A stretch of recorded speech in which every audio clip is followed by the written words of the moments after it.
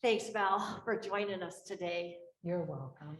And as we have read this passage in Hannah, and we hear her distress and her troubled heart, I know that it touches a bit with your own story.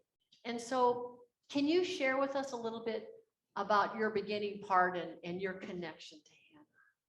Yeah, as I read that story, or even as I read Psalm Yeah. 13, which is the crying out to God, I had always wanted to be a mother, always wanted to have a big family. I wanted to have cheaper by the dozen family.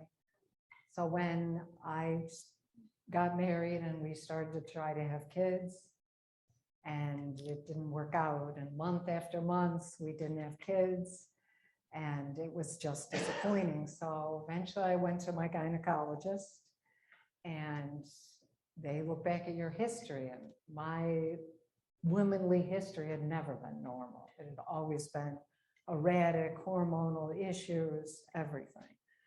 And so we began the tests and the procedures and the Clomid and the drugs, and month after month, nothing. Month after month, disappointment. And I had always had issues with depression most of my life, so that made it really worse. And like a lot of people in the 70s, I had drifted away from church when I went to college, and I had not come back. And so it was a very much a time of being very alone and not understanding, why can't I have kids? You know, Yeah. that's supposed to be a simple thing. And actually, even before I ended up with all this fertility specialists, I found a poem I had written when I was in the midst of it. And I'd like to share it before I go on about the rest of the fertility treatments. Read this poem. But it was very real. The poem is written to God, and it says, "You've never been there for me. No footprints, no sand. You've never cared for me. No answers, no hands. Alone I struggle against you. It's time for you to leave. I've prayed and knocked enough. No footprints, no sand, no soul, no me." I was in a very, very dark place. That's a powerful poem.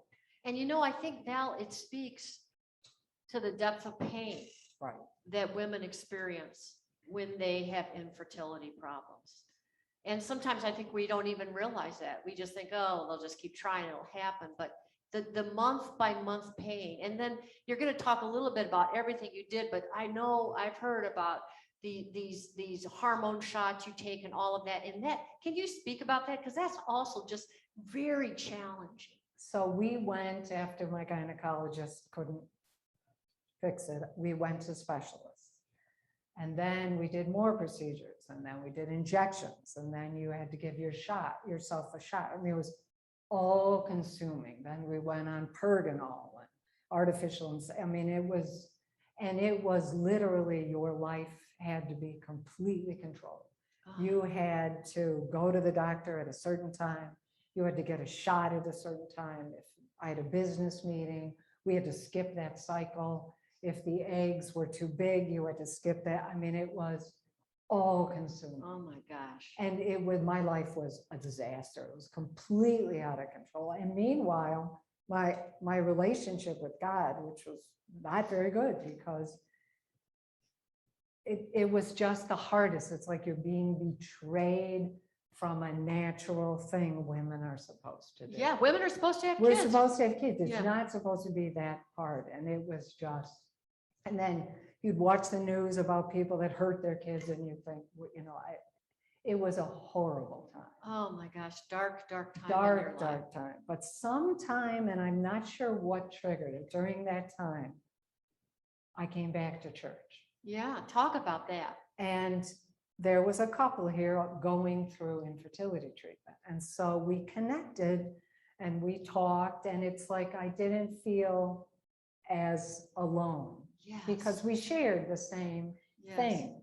And then I started reading the Bible, And I think I read Psalm 13 a lot of times. Yeah, it's a good song. Yeah, for there's pain a and lot suffering. of the pain, and came back, started teaching Sunday school, and life got better. We still didn't have kids, and it was still but it was different.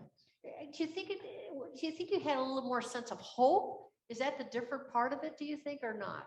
I think it was the beginning during that time. And then when I look back, I know what caused that time. But during that time, I realized my life's out of control. I can't do what I need to do. I've made a complete disaster.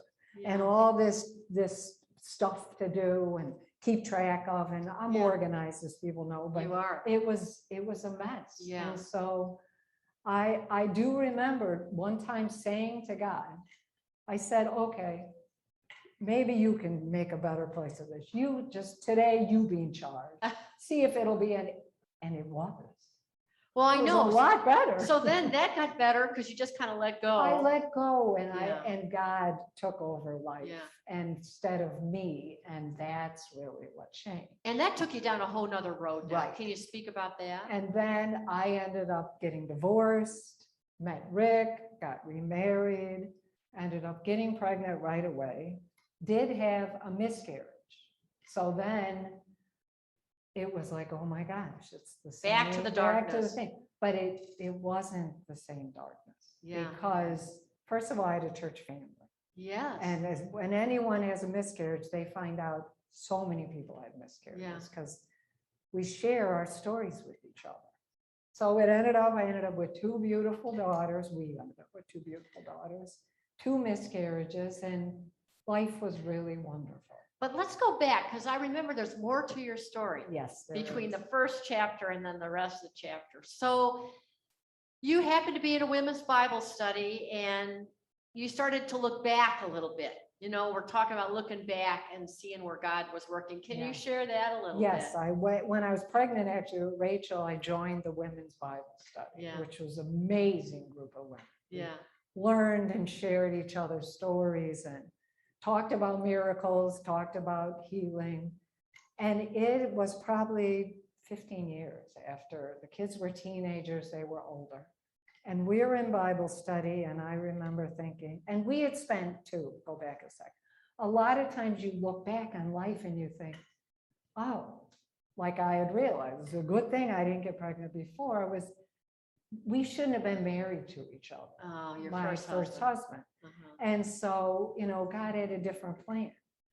But this one particular time, I don't know if we were talking about miracles or infertility. All of a sudden, I remember thinking, we had a healing service here a long time ago.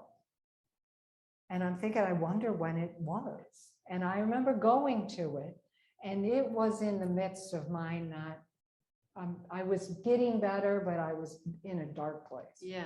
And I remember praying to get over depression, infertility, to have God be more part of my life. Yeah. So after Bible study, I went and asked the secretary. And when she told me the date, I was like, oh my gosh, that's the month and the year that not only did my menstrual cycle become normal, which it had never been in my life, but that was about the time that I realized that my life's out of control. God needs to be in control, not me. And so I actually felt terrible. I'm like, how did this miracle happen? And I missed it. Yeah. For over a decade, I knew all along God had answered my prayer and my pain, but I never connected it to any sort of miracle. And we would talk about, do miracles still happen? Well, maybe they do, maybe they don't. But it was the biggest miracle was being able to turn my life over to God and let him be in charge, which, like we talk about in women's Bible studies, pretty much an hourly thing. Yes. We like to be in control. Yeah. Wow. A couple things I want to hold up to your story. One is I deeply appreciate you sharing something that is so personal and so intimate. And I know there's a lot of women who have these kind of struggles. And, I think your message of going to a healing service and being healed, that does happen. It doesn't always happen, but but underneath, I can hear this story of your deepening faith and you're letting go and you're just kind of going forward in life, trusting what the future will hold. And that is a miracle too, isn't it? Yes, You've already said that. That's the biggest miracle. Like the people that know me when I read the first poem Yeah. wouldn't really think I wrote it Right. because of where I am in such a different place. Yes. And only the Holy Spirit can help with that, can't it? Yes. Yeah. So I think you had another I poem, have a more that you would- newer poem. a poem that now more reflects where you're at. Why Right. don't you read that poem for Okay, us? yeah. Dear Lord, let us let go and let you loosen the frightened grip we hold on our lives. Let us let go and fall into the safety of your arms. Let us let go and silence our thoughts and plans enough to listen to your guidance. Let us let go so you can lead us on this bold journey you've planned for us. Let us let go and let you open the flowers of our soul and build your garden for the future of all God's children. Let us let go and let your miracle of your love fill our lives.